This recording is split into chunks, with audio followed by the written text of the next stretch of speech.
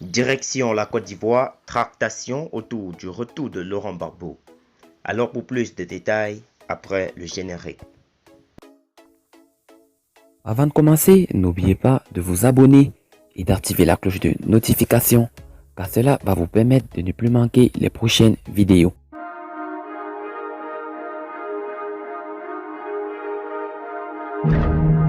La trilogie du 7 janvier 2021 est dominée par les tractations autour du retour de Laurent Gbagbo. Les élections législatives à venir constituent également un sujet brûlant de l'actualité ivoirienne du jour. Dans le même temps, Alassane Ouattara a pris d'importantes décisions lors du Conseil des ministres de la veille.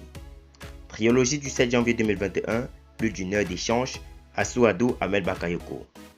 Laurent Gbagbo a certes reçu ses passeports ordinaires et diplomatiques, mais son retour en Côte d'Ivoire relève apparemment d'une autre paire de marches. C'est du moins ce qui ressort des différentes tractations en cours. Le temps indique qu'il y a eu plus d'une heure d'échange entre Assou-Adou et Ahmed Bakayoko hier. Et le jour plus d'ajouter, la branche radicale du Front populaire ivoirien négocie fort avec Ouattara. Et le confrère de révéler ce qu'Assou-Adou et Damon Djedje ont dit à Ahmed Bakayoko hier.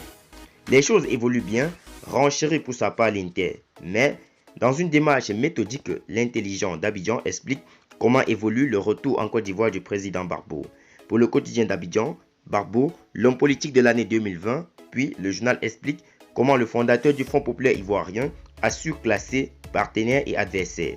Mais le tabloïd proche de l'opposition est aussi contredit par l'essor ivoirien, journal proche du pouvoir. Ahmed Bakayoko, véritable homme politique de l'année 2020. En conseil de ministres mercredi, Ouattara met la pression sur ses ministres, note le matin. Ce fut également l'occasion pour le Premier ministre Ahmed Bakayoko de fixer les priorités du premier trimestre de vaste mouvement préfectoral hier, apprend-on de l'expression. D'importantes décisions sont tombées hier, croit savoir info.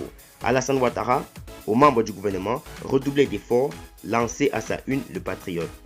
Les élections législatives sont prévues pour le 6 mars prochain.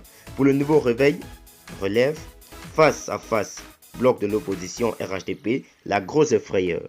Et le quotidien d'aujourd'hui de préciser, les deux blocs du Front populaire ivoirien auront les mêmes candidats. Mais, Génération Nouvelle, journal proche de Guillaume Soro, apporte à son discordant en indiquant participation aux prochaines élections législatives ce que perd l'opposition ivoirienne.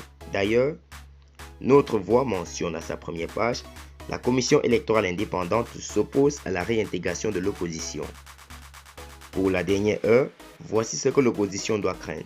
Mais ça bouillonne également au sein du parti présidentiel. Kandia et Bitogo se battent autour du choix des candidats aux législatives au RHDP selon le temps.